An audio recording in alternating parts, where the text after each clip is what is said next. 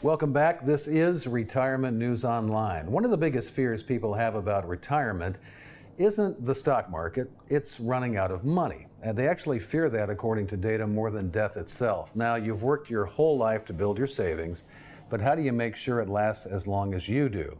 Here to join us and talk about this is Dolph Janis with Clear Income Strategies Group in Charlotte, North Carolina. Dolph, welcome back. I mean, why do so many people worry about this when they've been contributing and saving essentially for their entire working life? They get to the point where they're still worried about running out of money. Fear is natural. I mean, we all fear different things, and they go on about the fear of spiders, the fear of closed places. I have a fear of heights, fear of public talking. But if you look at the list, more people are afraid of running out of money than dying. And it's amazing because I was brought up an altar boy way back in the day, and Father Mentor was my mentor, as you would say. And we always talked about fear.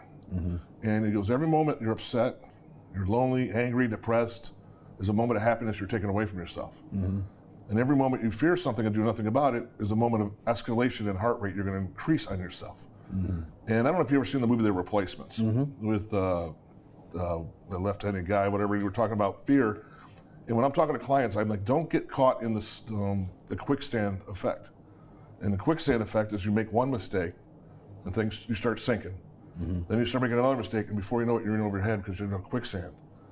But what's the best way to beat fear? Tackle it, go after it, plan accordingly, have your money set for today, have your money ready for tomorrow, and that money, never money we talked about before, having that there, and you eliminate that fear of running out of money. Now you get to move on about being fear out of falling out of an airplane or something, more than public speaking or dying. Yeah, talking about eliminating fear and uncertainty. I guess I think people focus on the one risk, obviously running out of money, is just market risk or something like that. Their investments not returning what they're supposed to do. But there's so many other risks in there, even if we get that right. Sequence of returns risk, which is all about timing. Talk about that, and then how you can, prepare against that. Sequence return risk it's been nullified for the last decade for the way the market's performed. But you push yourself back to 2007, and a person retiring in 2007 versus 2010 versus 11, there's a big chunk of loss in there. They got to make up for it. And when you're talking about sequence return, you got to plan for negativity. And I hate saying negativity because you got to be positive when you're looking forward, but you got to have that plan in place of saying if something goes wrong, what are you going to do? It's like if we miss this airline because I only have a 30-minute layover, we miss this layover, what's our plan to go to the next level? Because a lot of times it's not when you retire, it's how you retire. Retire on the right terms, your terms, not someone else's terms. But also the biggest one, in my personal opinion, is longevity risk. And there's the one answer no one can ever answer. That's when am I going to leave this world? And some people leave it too early. Some last a long time. But the ones that last a long time, when they're in the guaranteed income phase and they're not having to be dependent on other people, takes away that fear because they've covered it. We have, in my book, Cross the Bridge Retirement, I have a whole chapter on crossing off the risks in your retirement. And the more risks you can cross off, guess what? A lot more time on a golf course or being happy with your family or doing something else than worrying about no money.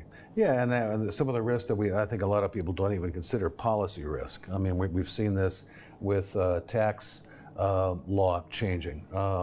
There's, I guess, another good example would be healthcare risk, because a lot of people get into that Medicare is going to cover everything. But hey, what about long-term care? It doesn't cover that. So you have to kind of look at all of them, don't you? Yeah, it's a big puzzle. You got to put one piece at a time, and fearing the unknown or being worried about the unknown and not tackling the unknown is all going to become unknown to you. You don't think you're going to get sick because nobody in your family ever got sick, but someone sneezes in Washington these days and it affects the whole country. Somebody sneezes in another country, it affects what happens here. There's so many intangibles out there that we've never gone through. We're not going to get political by any means, but because all the changes with Medicare, the Social Security Reduction Act coming up in a few years, the talk about Medicaid changes, the healthcare program with the new bills that are coming out, we don't know what's going to happen in the next 5 to 10 years. So what do? Sit back and wait, see what's going to happen?